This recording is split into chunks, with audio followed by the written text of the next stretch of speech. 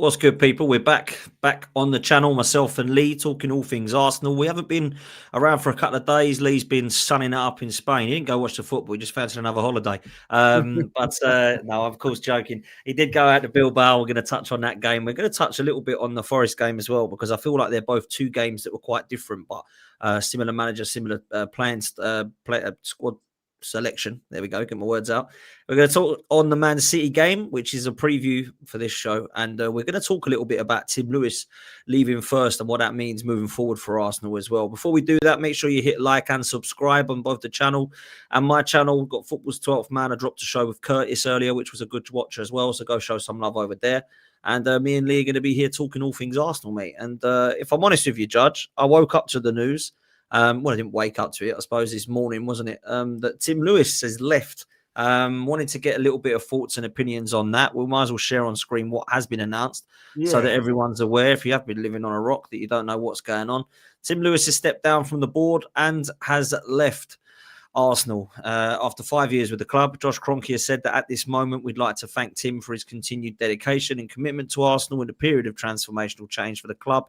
He's played a pivotal role and ensured we're in a great position to continue to deliver our strategy in our ambition to win major trophies. He's also said, and it's been announced, that there's been some definite changes with Kelly Blaha and Otto Mali joining the Arsenal board as non-executive directors alongside long-time advisor Dave Steiner. The producer and director Ben Winston is a season ticket holder at the club for 30 years. He's also going to be joining the board as a non-executive director. He says, in keeping with our desire to always move forward, we'll strengthen our board with some exciting additions who will bring vast experience to the club across a wide range of professions. The group know and love Arsenal, and they'll bring a different skill set and expertise while injecting fresh thinking and energy to support us all to achieve our ambitions. What do you make of this, Lee? Tim's gone, Edu's gone, in with the old, out with the new. Is that what they say? Yeah, something like that. And Andrea Berta's come in alongside Arteta, and now we're looking at change at board level as well. I was going to give you or Chris Hudson a ring and see if you fancy getting on the board. 30 year season ticket holder. What do you make of it all, bruv? Do you know what I make of it? Like, this is modern day football now. If someone leaves the board, like when I first started watching football, no one would bat an eyelid. But obviously, football's changed, and it's key. What it seems to me is, I don't know. It seems that the Kroenkes say, right, well, you've done well to get us to this level. Thank you very much. You've done us this part of the thing that now it's for someone else to take over. So it looks like maybe like if things don't work out, you know what I mean, and you're not quite getting to where they want them to get, they will be ruthless. So it's, you know, I think that will then come on to the manager next, like, you know what I mean? That's how it would seem. You know, you can get us to a certain level, but can you get us to the next part? And I've got no problem with it, Dan. Like, you know what I mean? What I like to see is things being freshened up every now and then. If you're not doing your job, if you're not going to get the end result, then you've got to be looking on, like, you know. And it does seem like the board are being a bit ruthless. Now, at this moment in time, we're not saying that Mikel's under any sort of pressure with his job. But if you're not going to be winning at this football club, there seems to be consequences, and that's what you want. So we'll have to wait and see. But yeah, I'm not. What's the word I can say? Like, I'm not that bothered either way, really. That he's gone. Are you? You know what I mean? I'm not. I don't know him. Don't know what he's really done. If he's done anything that's enhanced at our football club, but at the end of the day, maybe he's gone to go and get his hair done. Maybe, and mate. But I tell you what, he's going to miss out on those nice dinners now every home game. You know what I mean? Like, you know.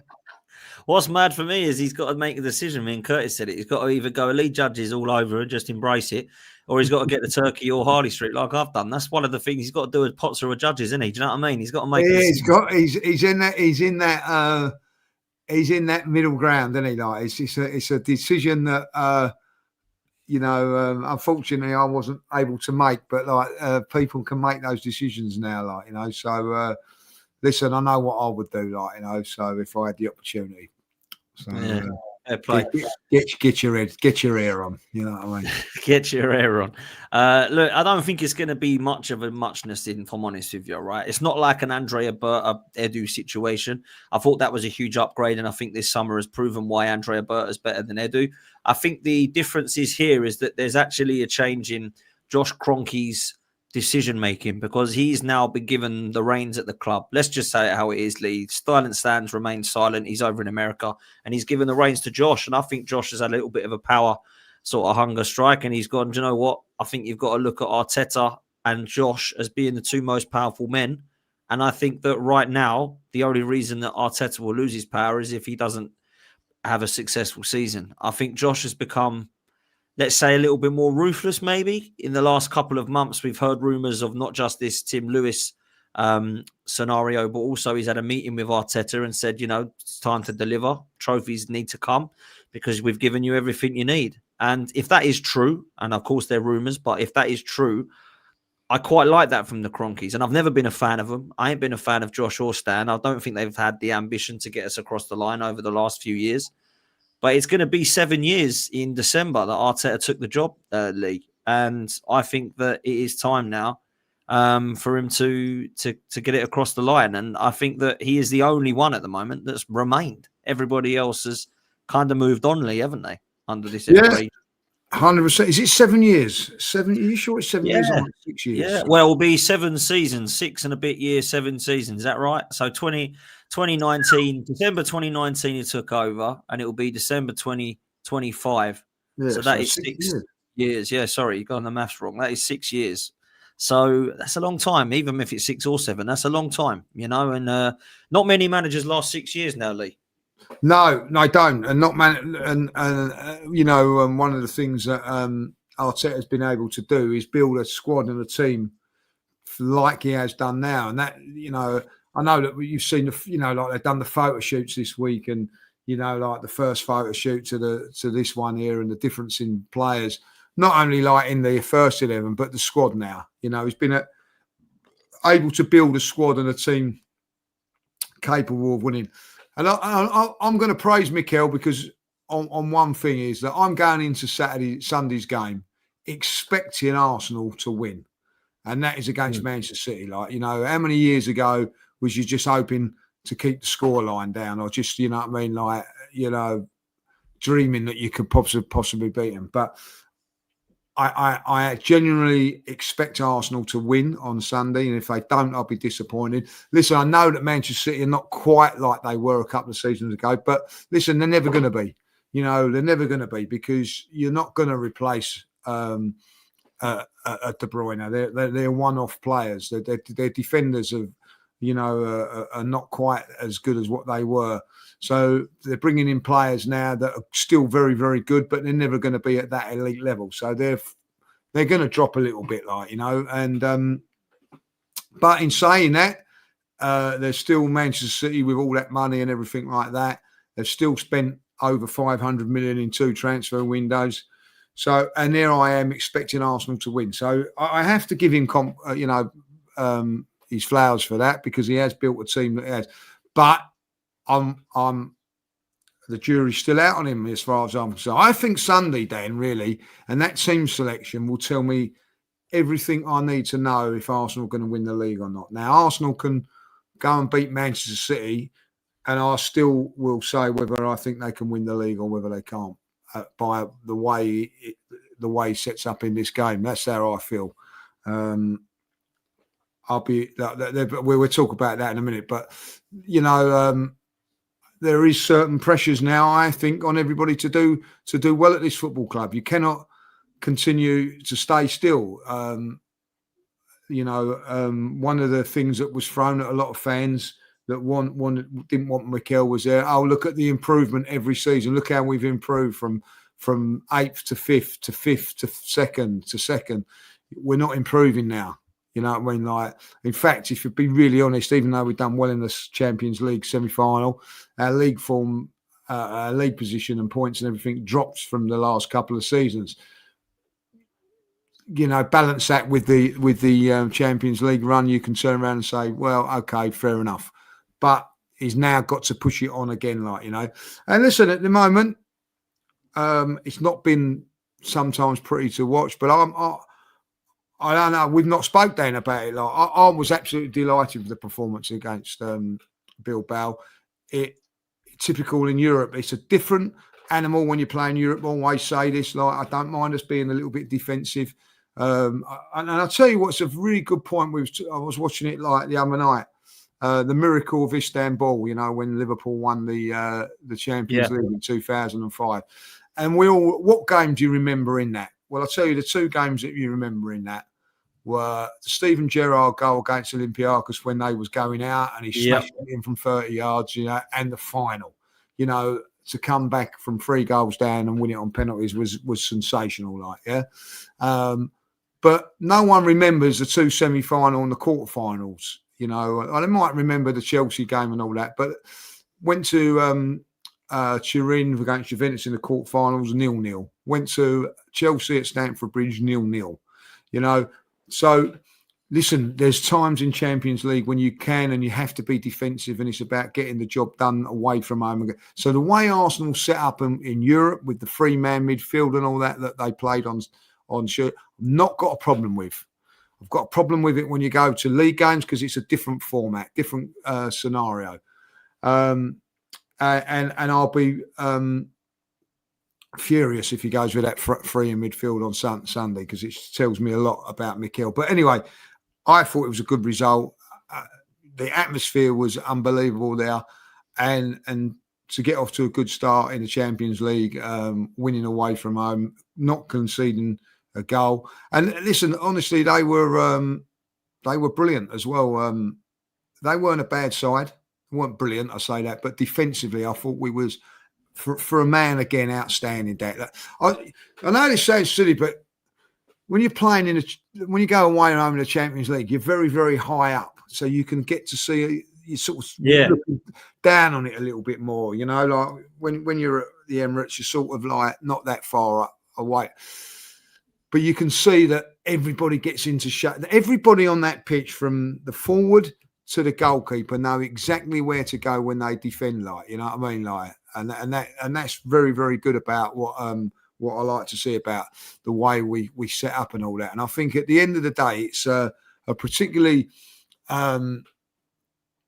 it's good to watch if you're as a coach or you've got any aspirations of being a coach. How well organised we are as a defence, you know what I mean? And it is fantastic, to a man, and there's some big decisions for the managers to make this. We'll talk about them, you know what I mean? Because I don't know we haven't spoke, so I don't know what your team's going to be for Sunday. But all in all, a very, very good performance. And listen, I'm going to go on. I don't mean to be negative in that. Brilliant result against Nottingham Forest, winning that game down. I'm very, very pleased. But that don't tell me nothing when I see what happened with them in midweek. You know what I mean? I've got to say, you know what I mean? Ange at his very, very best, that was totally dominate a game and still lose, So this one will tell me a lot, Dan, a lot on Sunday. I'll tell you why it's going to be massively important, not just because it's Arsenal City and we believe they'll both be in a title race. I think this might be a crazy statement, Lee. Tell me honestly if you think this is a crazy statement. If Arsenal win on Sunday, Manchester City will not win the league because they'll be 9 points behind Liverpool. That is too much. Yep. Totally so right. I think Arsenal can knock Manchester City out of the title race this weekend. And people might think that's crazy game week 5, but I truly believe that. There is way, way too much quality in that Liverpool side to be going anything more than 8 points behind them. You can't do that in this Liverpool side. We saw that last season. It actually just got worse for them. Now, Liverpool, I don't think will lose more than 3 or 4 games this season. So there's your 9 points already, right? That means if you've got to go and win every single game from game week 5 on the way to game week 38, Man City ain't going to do that. So I think Arsenal need to win, not just to put pressure on Liverpool, but to also knock Manchester City away from us and out the title race. And I think that Liverpool will be praying that it's a draw. Praying. A draw is no good for either of us, Man City or Arsenal. Liverpool going to lap it up if we draw. So that's why I think Arsenal got to take the shackles off a bit and go for it at the weekend. Now, against against Athletic Bilbao, It was a completely different Arsenal to the one I saw against Forest. Now, there were certain individuals that were similar. I thought Mosquera was excellent again. We'll touch on him in a minute. Timber was excellent, I thought, and Madueke was probably the most of a threat. Thought he did an excellent bit of play where he got to beat his man and put it to Eze. Eze just took too long to pull the trigger, which you can't do in the Champions League. But I felt we were, again, more possession-based, more resolute, more harder to beat, harder to break down, sideways, backwards. Marino in midfield, the three fridges, as they're calling them, which is a bit harsh maybe. But I do think that we need some creativity and spark in there. Gyökeres, I wasn't impressed. Eze didn't look like a winger, wanted to come inside. Arteta telling him to go out wide, hug the touchline. He don't want to do that. That was the only negatives that I saw in the game. Defensively, got to be honest with you, judges, I'm very impressed. Not just with that game. I think this season Arsenal have been very, very tough to break down and beat. Very tough. That back line is exceptional. And to be fair, we spent enough money on it. We've still got Nketiah there. Still got Lewis-Skelly, Ben White, Mosquera we've spoken about. Saliba's not been fit. We've got Gabriel and Calafiori that can both fit in there at their left-sided centre-backs now. And Jurriën Timber, who for me, seems to be getting better and better. So that's where I'm at. And Forest, just quickly, very impressed with Madueke, very impressed with Eze and Gyökeres, very impressed with Ethan Nwaneri and Zubimendi with 2 goals. So it was very different in both of those games. But I've got to be honest, looking at it towards this weekend's game now, I don't know what he's going to go with. And I kind of feel like I kind of do. But I want to keep saying, I don't know what he's going to go with, just to give me some hope. Because I know what the team's going to be. Yeah. And you know what the team's going to be. And we all know Marino is going to play in midfield. And we all know he's going to be resolute, possession-based and try and nick it 1-0 on a set piece. But I don't want that, bruv, because I think they're there for the taking. I think defensively they're vulnerable. I don't look at Manchester City against Man United and think, wow. I thought Man United was shocking. I looked at Rodri and Reinders, who I've rated, by the way, highly, and I didn't think they were great in the midfield, but they dominated it because their midfield was crap, Man United. Haaland on fire, Foden looked good, but Man United were awful. So I'm not saying Haaland and Foden aren't going to look good against us and Rodri and Reinders aren't going to be good to dominate the game because they've got quality. Absolutely, they've got quality. But I've just got to be brutally honest with you and say I think Arsenal should win this game because I think Arsenal are the better side. I think Arsenal got the better squad and I think Arsenal have got more tools than Manchester City right now. So that's kind of where I'm at, mate. I don't know what you think about the kind of team and Marino in midfield. Like I just want him to show a little bit of balls, if I'm honest, Mikel Arteta, and have a go at him, Do you know what? I'm going to say now, I'm not going to be disappointed if Marino plays or not. But I don't want all 3 playing. Yeah. That's how I'm saying it. Like, you know what I mean? It could be like Marino and Rice in there and Zubimendi left out or whatever. But they've got to have someone in there with the attacking intent. Now, I'm with you. I think that he's going to go with that team. And they might win this game 1-0. But I'll tell you what, if we do play that midfield and we do win 1-0, I can tell you that now we will not win the league under Mikel Arteta and that mentality because we will drop points somewhere along the line, maybe at Newcastle, maybe at Bournemouth where we played it last year and dropped 3 points, maybe somewhere else where we should be playing more attacking and we drop points because it will happen. You cannot have rely on set pieces and you can't have 3 players up front starved of service. You have to take the handbrake off and you have to be a bit braver, and particularly at home. If Arsenal are going to win this league, the manager's got to be brave. He's got to be brave with his decisions. He's got to be brave with his tactics. I don't think that he will be.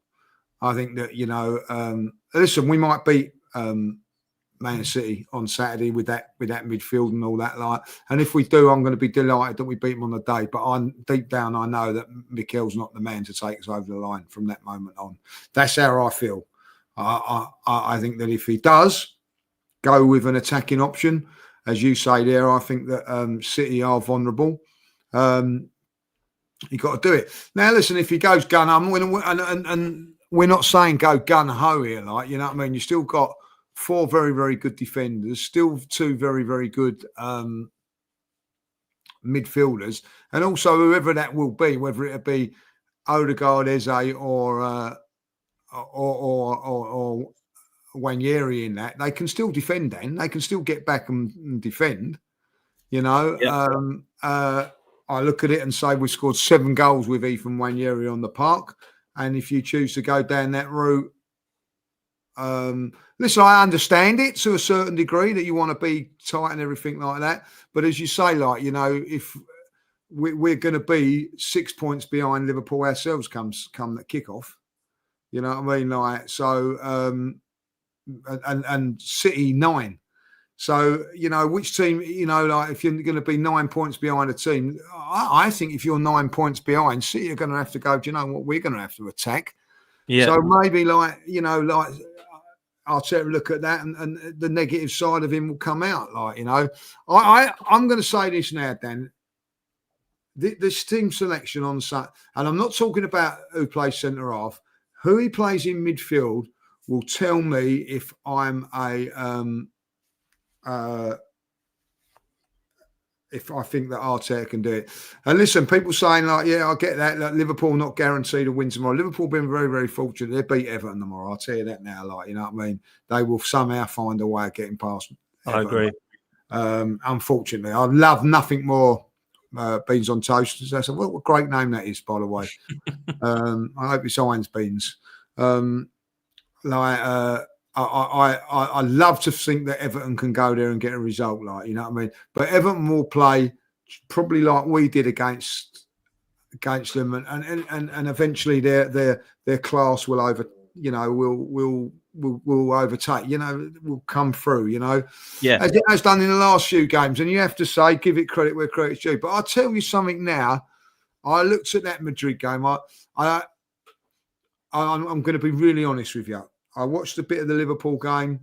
They went 2-0 up straight away.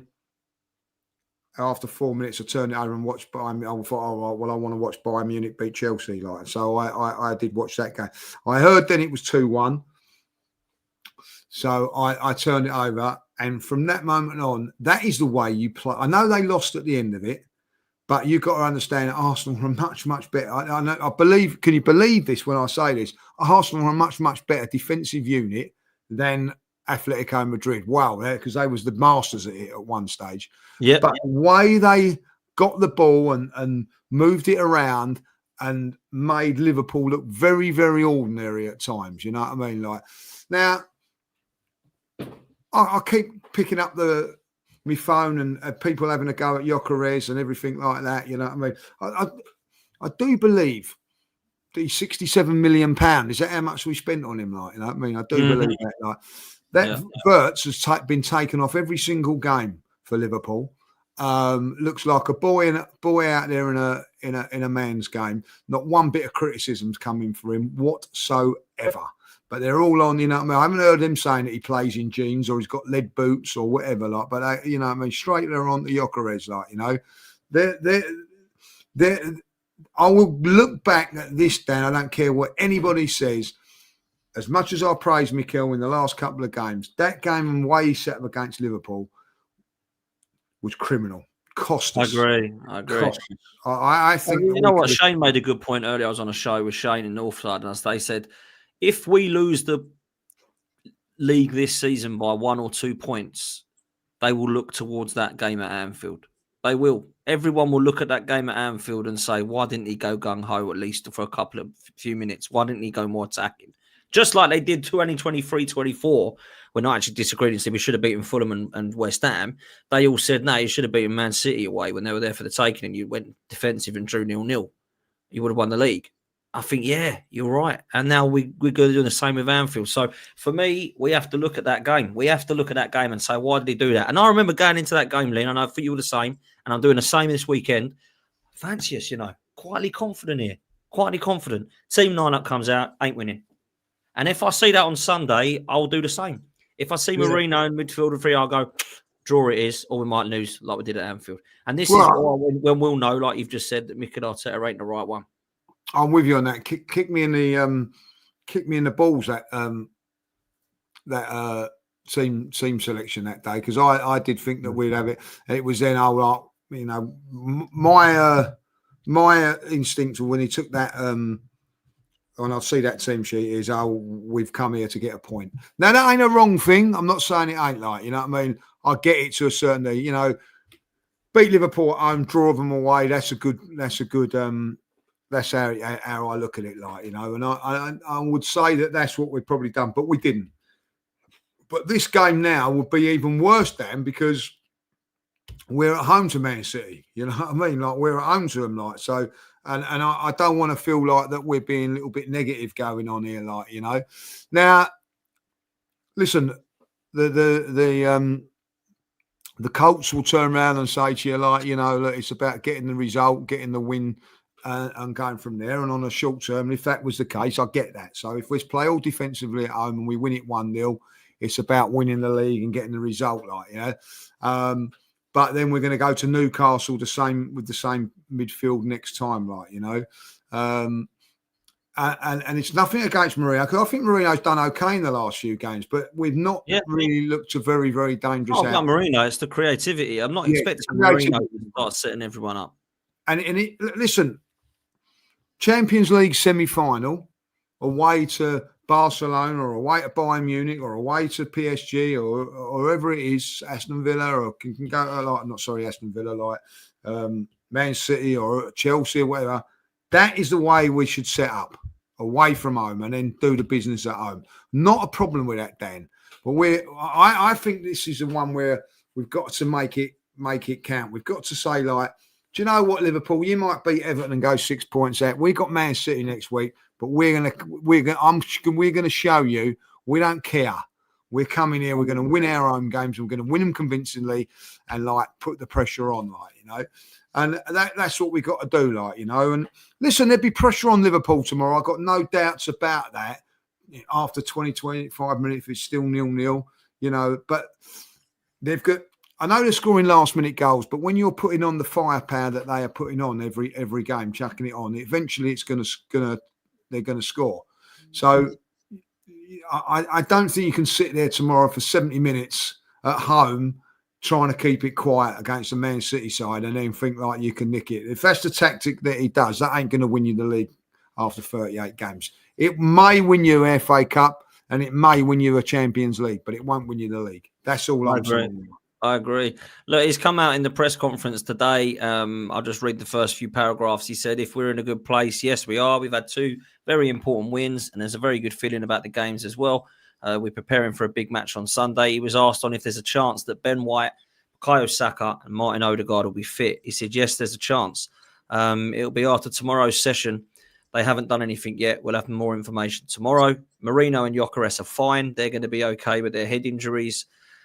He was asked on Saliba. He said, let's see. Obviously, he's been carrying an injury. He's done really well to be available for the last match, and he's really pushing it. So we'll decide tomorrow who's the best to start. Now, it comes to the big question. What is this starting 11 going to be? Now, what I'm going to do is I'm going to put up the team with the blanks, and we're going to put in a team that we think it should be, and I'll show you the team that I think it will be, right? So let's start with all no, because we know some of the positions are going to be absolutes. We know who they are going to be that's starting, and we just got to work out how to fill the blanks. So this is the team that I think we know it's going to be in certain positions, and we've got to try and fill in the blanks here, and the chat can help us with this as well. Obviously, Rise in goal. We've got Jurriën Timber at right back. I think Calafiori will start at left back, but let me know if you don't think he will. And then Gabriel. Zubimendi and Rice will be with somebody, and I think Madueke and Gyökeres will be with somebody. Now, the left wing, the attacking midfield, and the right-sided centre-back are options I don't know. So we either go with Mosquera or Saliba at the back. What are you going to do? Because I would be playing Mosquera if Saliba isn't 100% fit. What do you reckon? Exactly that, Dan. I said straight after the game, I think Mosquera should play because of that. You know what I mean? And I can't believe that we're saying this about Saliba, because this time last season, 80% fit Saliba would be saying, yeah, he's got to play against Man City. Simple as that. But the one worry is that he's going in there with 3 weeks without a game. It'd be 3 weeks to the day that he hasn't played. Now, is that enough to just be a little bit rusty? I don't know. What I would say, and this is where Mikel's got it over us, is that we ain't seen him train. Now, if he trains 100% and he's 100% fit, it's a real difficult one for me. But for me, I would say I would go with Mosquera in there, and I would then say to Saliba, you get 90 minutes or get any minutes against Port Vale, and then we assess the situation from there going against Newcastle. I probably would bring him back from the Newcastle game, if I'll be honest. But I'm going to go with Mosquera in there. That's the one that I will go with. Okay, that's interesting. Mosquera's a good shout. He's been fantastic, Lee. I've got to say, I've been very impressed with him. Calm, composed, collected. He's got all the attributes I like in a defender in terms of his pace and power and strength. I think that he will make mistakes. He's a kid. He will get rash at times, but so far, so good. I can only judge him on what he's done in an Arsenal shirt, and I've been very impressed. So fair play. Then we come into midfield. Let's do both these positions together because I think they linked with each other, right? We've got two options. Zubimendi and Rice are going to play. If Odegaard's fit, Odegaard will play, in my opinion, right? No, hold on a minute. We're doing what you would do. Me and you would do at the moment. So if Odegaard's fit, you've still got that option. So what would you do? Well, I'll tell you what I'm going to do then, and you tell me what you do. All right? I'd play Ethan Nwaneri and I'd play Eze. That's what I'd do. So Eze would be left and then Ethan Nwaneri in the middle. What about you? Exactly that. But if Odegaard is 100% fit, I'd play Odegaard. Okay. You think Odegaard's done enough ahead of Nwaneri at the moment? No.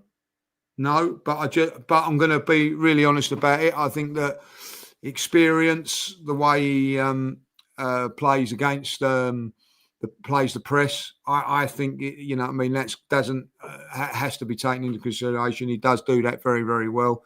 And he's not got a bad record against City as well, like, you know what I mean? So I would play Odegaard if 100% fit. If he's 97% fit, then Nwaneri and Eze is my land. Because the option is to bring Eze in there as well. There's a conversation for that and play Martinelli out wide, right?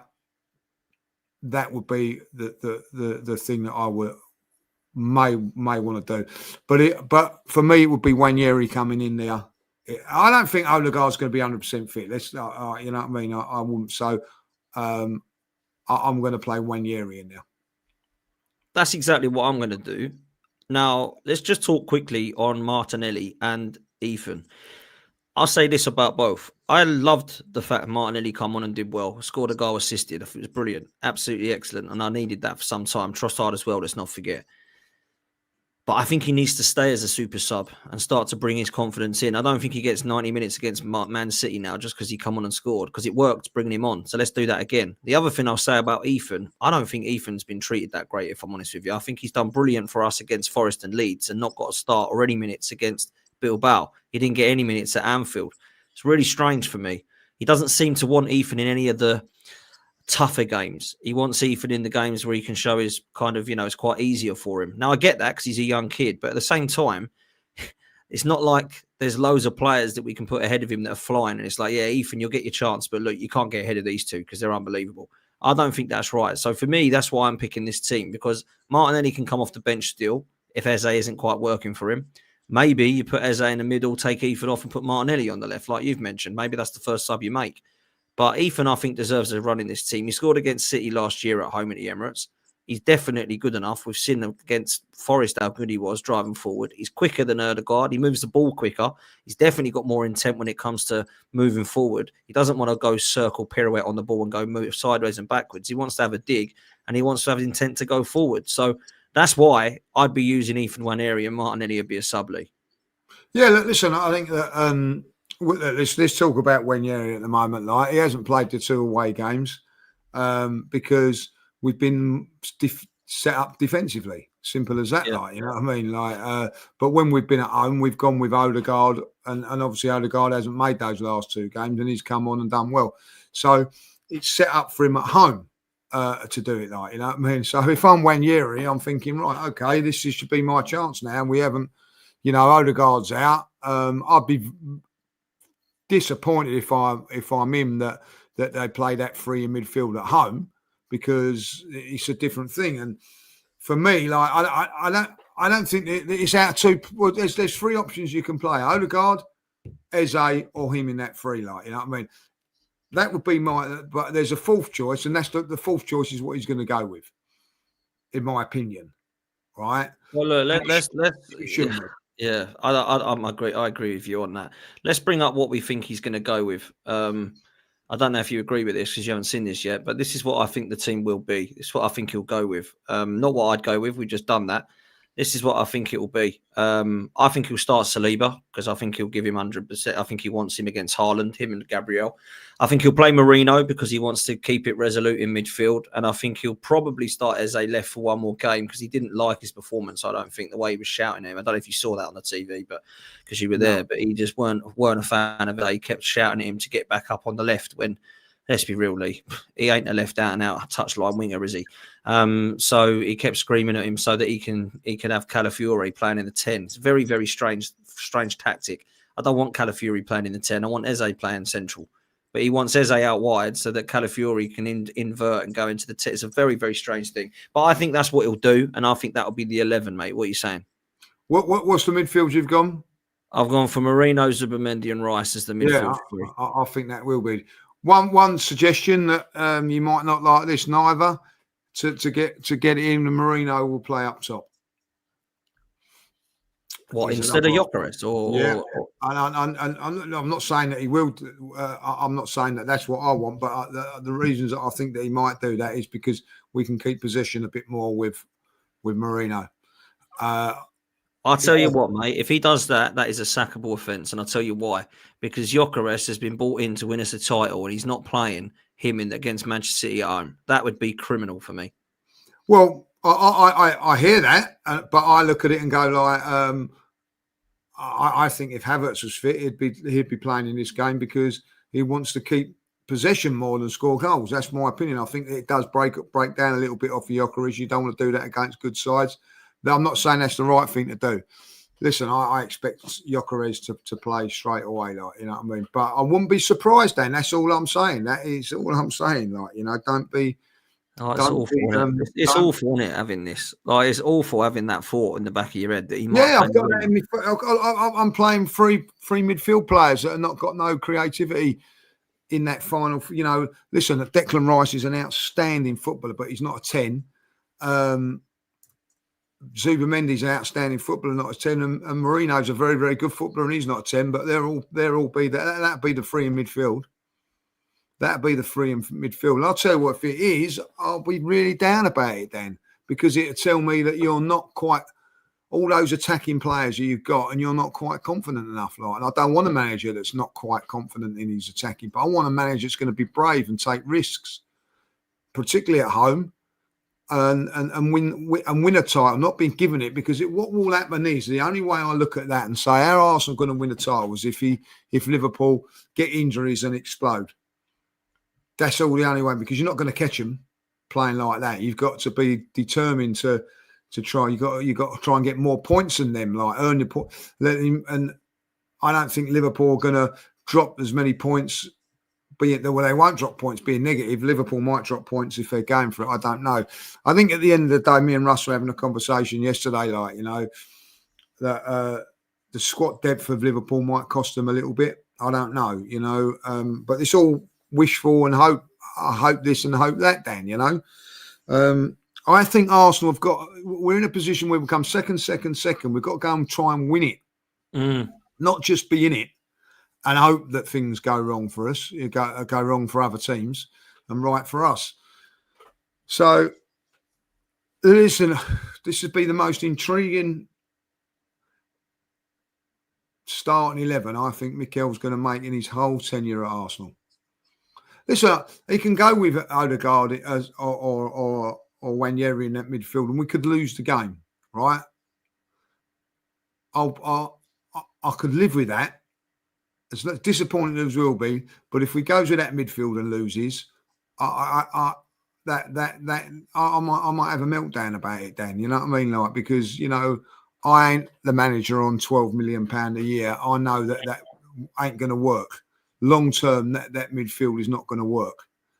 And at the end of it, if Martin Odegaard hadn't got this shoulder injury and is 100% fit, he wouldn't be left out of this team. So why are you forsaking his attacking stuff by playing a more defensive team? Go like for like. And like for like's Wanyeri, if I be really honest, and he's the one that's his backup. Listen, you can go Eze in there and put Martinelli out left, and you can have your wide winger doing all the defensive stuff if you want. Yeah, he could do that. Listen, do you know what? There's options. If we There's play options. a midfield three, right? Or one wants to be a little bit defensive and whatever, and he played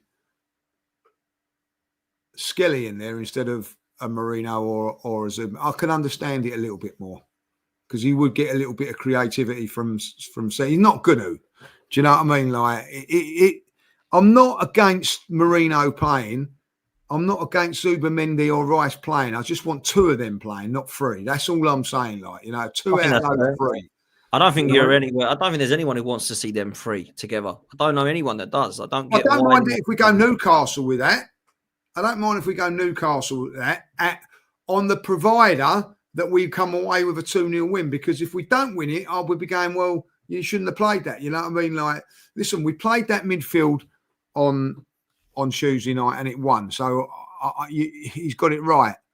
But I don't think you'll win. You will not win as many. You will drop points more.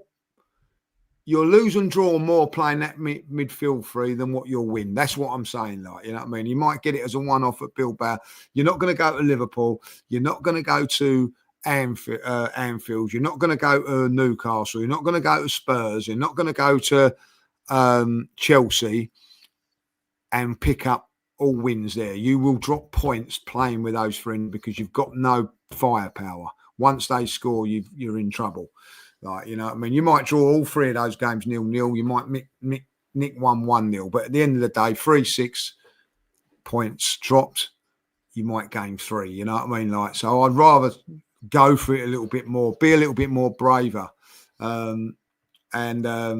You know, that's how it is, like, you know what I mean? Mikel's been right all season, you know what I mean? Like, he's had 5 games, he's lost 1. So, like, that, if you want to go on that sort of statistic, I get that. But after 20 games, you've lost 4 games. That ain't good enough.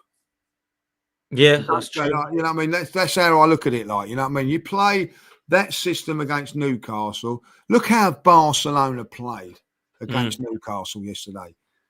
There was a defensive strategy in there, but there was weapons going forward. That's what Arsenal got to work out, and I think that they can do that. They can do that. You know what I mean? You don't have to be defence. You can have a little bit of creativity in there. But listen, Arsenal under Mikel Arteta, Dan, have got a fantastic defensive shape. You don't need to keep putting defenders in there, like, you know what I mean? In the next breath, we'll have, like, you know what I mean? We might as well play like 2 left backs on the wide. What's the point of playing? What did Eze do in the game on Tuesday? Nothing. So you might as well play a left winger there. You know, don't get me wrong, he played Tierney there a few times last season, but that was out of desperation.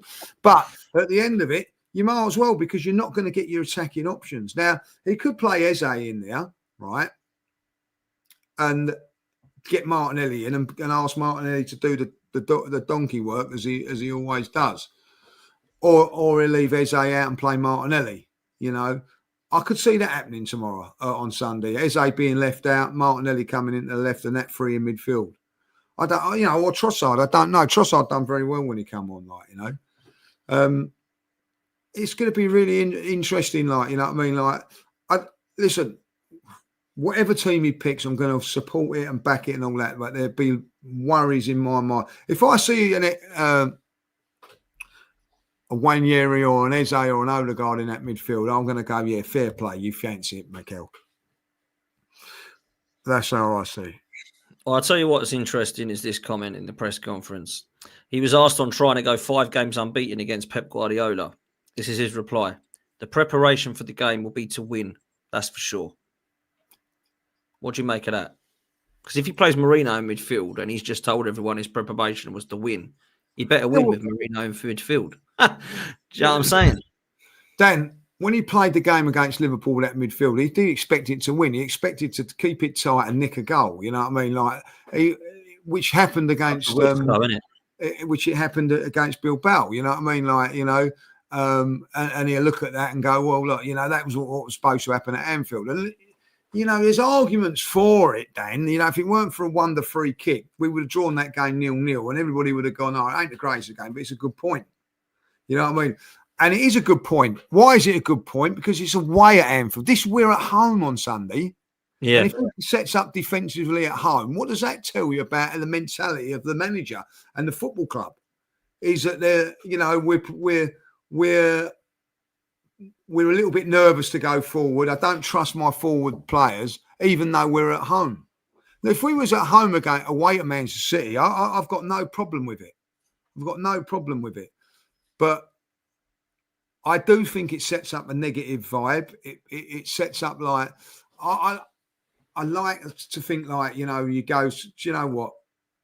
Let's go to Anfield, give it a go, because we fancy ourselves this season. And if you lost, you could turn around and go, do you know what? Fair enough. We give it a go, though.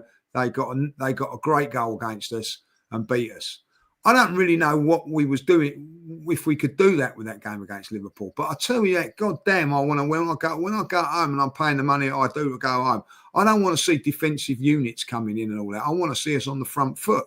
That is why I pay top money at the Emirates, to see us on the top foot, on the front foot against top teams. Listen, Mikel has put us in that position to do it. So why would you not do it when you're in that position? That's my argument. 100%, mate. 100%. That's all I'm saying. You've got yourself into this position now. Why would you then go, oh, hold on a minute, I don't want to lose? Use your powers of what you've got.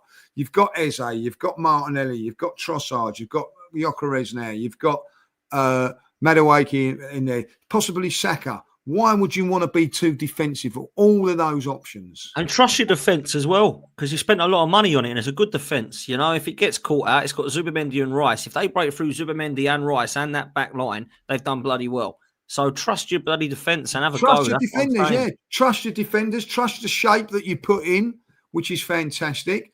And have a bloody good go. Well, have a good go at it, you know what I mean? And listen, they've lost 2 games already. Spurs run all over them. Now, Robbie said to me yesterday, but they played freehold in midfield, but they were away from home. You know what I mean? Brighton probably played a defensive shape and hit them on the break. But when it mattered, they were 1-0 down and had to go for it. Opened up and took the game to City and beat them. That is their weakness is their defence. So act on it, you know what I mean? I agree. We've got to give them a go because they're vulnerable at the back still. Yeah, and at the end of the day, trust your midfield, trust your 2 in midfield. Why would you put another one in there when you've got 2? You've spent £100 million on a player that's powerful and everything like that, and an unbelievable box to box and wins the ball and everything like that, and which he does. He's sensational on the other game on Tuesday with a booking to his name. And you've got Zubimendi, who you spent a lot of money on as well. So why would you want to? Why if you want to back that up with another midfielder? Do you not trust them two? Do you not trust them then? Because that's what it tells me. We're playing Man City. I don't trust you. You know what I mean? I look at that and I go, right, them two are as good as anything in the Europe. Why are we worried about what Man City can do at home? Go for it. Be brave. Don't be scared not to, you know what I mean, to lose this game, you know what I mean? And I'll be honest, Dan, let's be really honest. If we do draw the game, and it's a 0-0 boring that, we're going to be 5 points behind Liverpool. You know what I mean? By being a little bit too negative. Right? And at the end of it, you say about 9 points City, you can't give Liverpool 5 points. It's like me and Usain Bolt having a race, right? Yeah. And I go, right, let's have it then. And he goes, I'll tell you what, you give me a 20-yard start. What? No, that's what 5 points is after 5 games, 6 games. So now I've got to try and beat him. You know what I mean?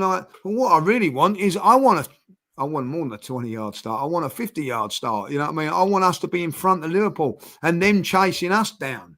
And I'll tell you what, if it was like we was a couple of seasons ago, when we was positive and routing over teams and getting ourselves forward and all that, we have the squad to cope now, where we didn't years ago. But if we was to get in front now, we've got the squad to cope. We lost Saliba 2 seasons ago and never replaced him. We're now having a conversation whether he should play or not against Manchester City. That is how far we've come. So trust in your defence, trust in your midfield players, and also trust in the forwards that when they get the ball up there, they're going to make things happen. Facts. It's up to him. No, listen, you're spitting facts, bro. Absolutely agree with everything. I agree with Neil. Lose or draw. I do believe that tomorrow. If we lose tomorrow or draw on Sunday, I don't think we'll win the league. I don't think we will. Listen, we beat Man City. We're going to win the league, but I cannot. You cannot be giving Liverpool five goal star. And listen, if everything happens tomorrow fantastically, right, and Everton do get something against Liverpool, I expect us to still go out with a strong side and go, do you know what? This is our time now to make points up. Not worry about dropping. Oh, let's keep it tight now because Liverpool drop points. No, be brave. I want to see I want to see my football club a fantastic manager, but also a brave manager. What I see at the moment is a fantastic manager in Mikel Arteta. I don't know if he's brave enough to get us over the line. I think at times, and it's not a criticism of him, he's more scared to lose than win. I agree. And that's been my biggest bugbear, to be honest. Biggest bugbear. So we see, man. We see what happens. But yeah, look, I agree with everything you've just said. I wanted to, before we get score predictions and close, I wanted to just update everyone that the fixtures in November for Arsenal have been announced in terms of times and when they are. Obviously, we've got Burnley away on the 1st of November on 3 o'clock, which we expected it to be. Is that confirmed, yeah? Yeah, that's confirmed. 5:45 confirmed away to Slavia Prague. On the 4th of November, a lovely 5:30 at Sunderland away on Saturday, November the 8th, which is what you expected, Lee. And then we've got 4:30 on the 23rd of November at home to Spurs, and 8 o'clock on the Wednesday, the November the 26th against Bayern. And then Sunday, November the 30th, 4:30, Super Sunday away at Stamford Bridge. I expected the majority of that, Lee, if I'm honest with you. But that's a tough November, isn't it? Very tough November. And was it just the one Saturday game, which is the 3 o'clock? Burnley. Well, I think that's the only one that we got in it because we've got we've got West Ham at home at 3 o'clock, haven't we? And we've got West Ham before that, but is that in November? That's in October, isn't it? That's in October. And then I think we got Fulham away, which is a 5:30. And they've changed the Crystal Palace game now. It was going to be 5:30, but they've changed that to 2 o'clock now because of Crystal Palace's participation. That's right. In the conference. So, yeah, you know what I mean. West Ham 3 o'clock, Fulham 5:30, Atletico Madrid 8 o'clock at home. Palace is now 2 o'clock at home on the Sunday, as you mentioned, and then we've gone the ones we mentioned: Burnley away 3 o'clock, Slavia Prague 3:45, Sunderland 5:30. Oh my God, away! Can you believe that? Wow. That's a crazy one. Shocker, that is for me because the next day's international break. I'm going away the next day, you know what I mean. So 5:30 on a that is horrendous, you know what I mean. If it was a 12:30, at least you can go out there the night before and then get home, you know what I mean. But 5:30, you know that's not pretty at all. That ain't you know what I mean. So listen, they don't think of the fans and all that. 3 o'clock Burnley, interesting one. You know what I mean. It's not the greatest place to go, Burnley, you know what I mean? So an in and out job, probably no disrespect to Burnley, is not a bad thing, but all the others are a little bit I'll tell you what I will say. I don't know from a fan's point of view watching it on telly, the 5:45 kickoff on a Champions League day is a lovely time. And I'll tell you why, because it's if it's an 8 o'clock kickoff, it's a 9 o'clock kickoff over in Europe. So you're actually kicking off at 9 o'clock at night, you know what I mean? So by doing it at 5:45 means it's 7:15 over it's a lovely time that is. Lovely time. Yeah. So so that's the only time that when TV I think helps really, I'm not in for these 2 o'clock kickoffs on a Sunday. I'm not one for them. I think that's too early. I don't know, you know what I mean. You don't get the. I hate 12:30 kickoffs. If I'm honest, I don't like. Yeah, I don't like 12:30. I don't like the 2 o'clock kickoff. 3 o'clock and 5:30 is fine, but if it's 5:30 in London, you're fine. But if it's 5:30 in Sunderland, that's not good. It's not good. The other thing about the 2 o'clock kickoff, if I've been really honest, it's not don't happen happens most times that the 4:30 kickoff's the big game. Yeah. I don't know. Like let's just have a look what this Sunday brings, right? I don't know what that Sunday game is on the when we play Crystal Palace. I don't know who it is, but the 2:00 kickoffs, right? Bournemouth versus Newcastle, Sunderland versus Villa, and then Arsenal versus Man City. So, for instance, like that's a good game to watch for any sort of fan, Arsenal, Man City, and all that. But if you're Bournemouth, Newcastle, Sunderland, Villa, certainly Sunderland and Villa, Villa and Newcastle, you ain't watching that game. Can't watch it. You know what I mean? Like, let's go to the next Sunday when is the 5th of October.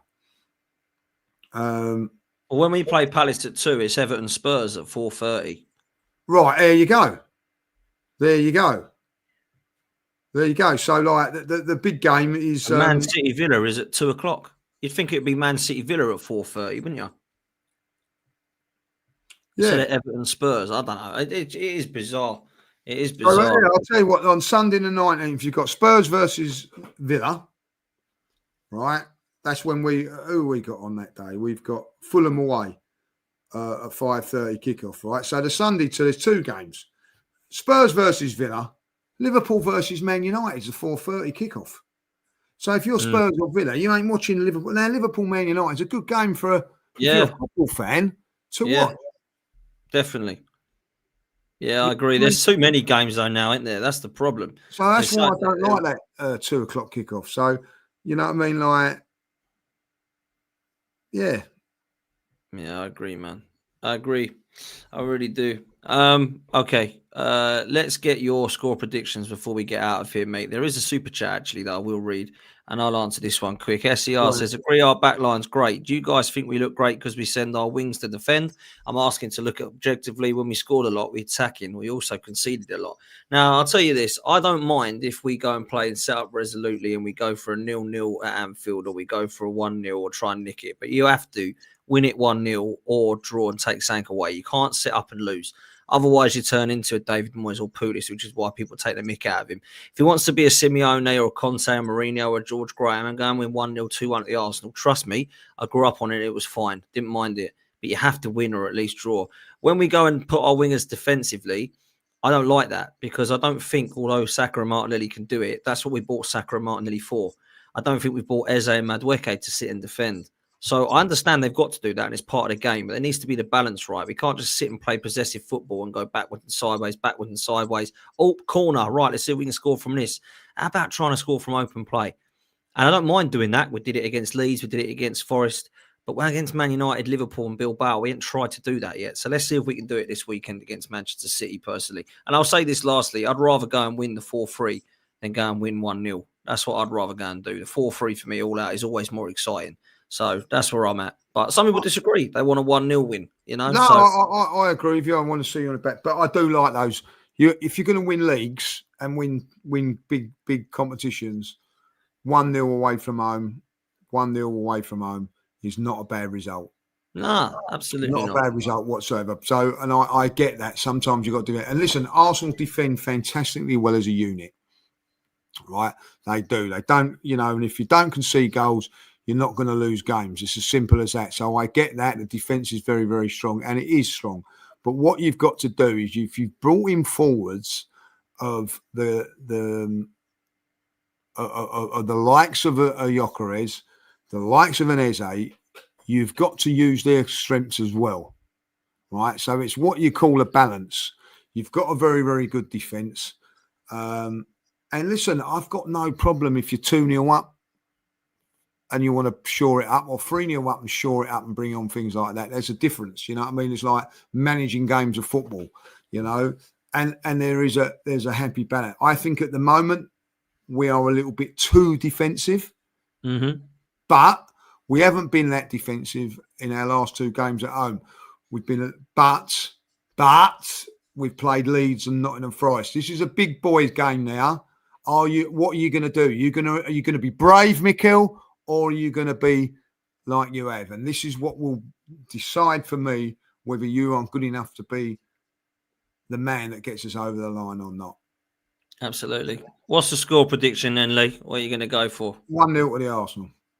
Really? Okay, you're going for a 1-0. Yeah, Go because on. I think for the reasons that we've said, he's going to play that team, and it's going to be a cagey game. Listen, some of these games at the end of the day are not very good. Like, you know, let's be honest. Liverpool weren't fantastic against us neither in that game. They was a little bit scared to attack us.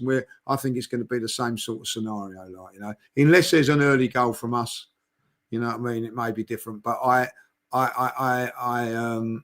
think that it'll be a 1-0 to the Arsenal.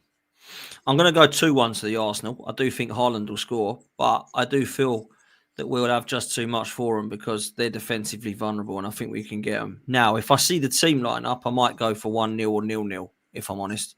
Because if it's Mourinho and he's not really going for it, and we start within 10 minutes to go, keep the ball and all this boring foot, yeah, it won't be a 2-1. So I'll go 2-1, believing that we're going to be optimistic. He said in his press conference he's going to go out to win the game. So let's see the right team selection and let's go and do it. That's what I think. Lee, always a pleasure, mate. Big up to everyone that's here. Make sure you do me a favour, hit like and subscribe. Let's get us up to what we need to be up to our next target. And I'll let you have the last word, judges. Yeah, listen, big decisions for the manager. We haven't even spoken about the chances are that Saka might be back in this game, right? You know, so would you play him or would you be on the bench at the end of the day? Listen, whatever happens, we're not all going to agree with the team selection. We're not all going to agree with the tactics and whatever. But what we can all agree with is we want the bloody Arsenal to win, and that's all that matters at this moment in time. So come on, Arsenal. Let's get on board. Whatever happens, we'll be cheering on the Gunners, and hopefully they get the result. Massive, massive weekend. I can't say more than that, like how big this game is. Like, you know, this is massive. Have a great weekend.